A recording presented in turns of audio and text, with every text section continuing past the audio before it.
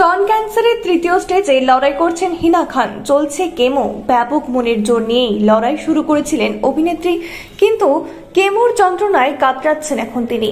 স্মরণ করছেন ভগবানকে। কেমোথেরাপি শুরু হয়েছে হিনার। কিছুদিন আগেই কেমো নিয়ে শরীরের ক্ষতের ছবি পোস্ট করেছিলেন তিনি, কিন্তু ধীরে ধীরে যন্ত্রণা হয়ে উঠেছে অসহনীয়। তাই ব্যথায় কাতর তিনি।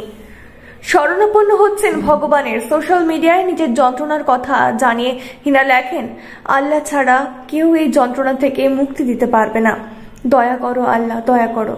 এছাড়াও অনুরাগীদের তিনি প্রার্থনা করার আবেদনও জানিয়েছেন।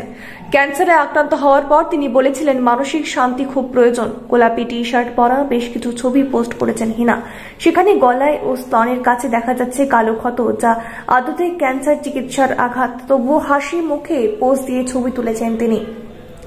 ছবি পোস্ট করে ক্যাপশনে তিনি লিখেছেন, কি দেখতে পাচ্ছেন এই ছবিতে? আমার শরীরের ক্ষতচিহ্নগুলো নাকি আমার চোখে থাকা আশা। অভিনেত্রীর সংযোজন, এই আঘাতগুলো আমার। আমি ভালোবাসা দিয়ে এগুলো আপন করে নিয়েছি, কারণ আমি শারীরিক অবস্থার উন্নতির লক্ষণ, আর আমি এটা ডিজার্ভ করি। আমার চোখের আশা আমার মনের প্রতিফলন।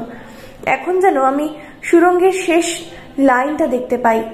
আমি আরোগ্যের পথে এগোচ্ছি, আর আপনাদের আরোগ্যের জন্য প্রার্থনা করছি।